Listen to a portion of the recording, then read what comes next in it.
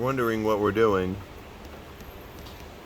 we're in the process of taking out the dashboard on this 2016 750 G12 to gain access to the air conditioning evaporator behind that. So we're almost there. Thanks for sticking around. Come back to see the end result.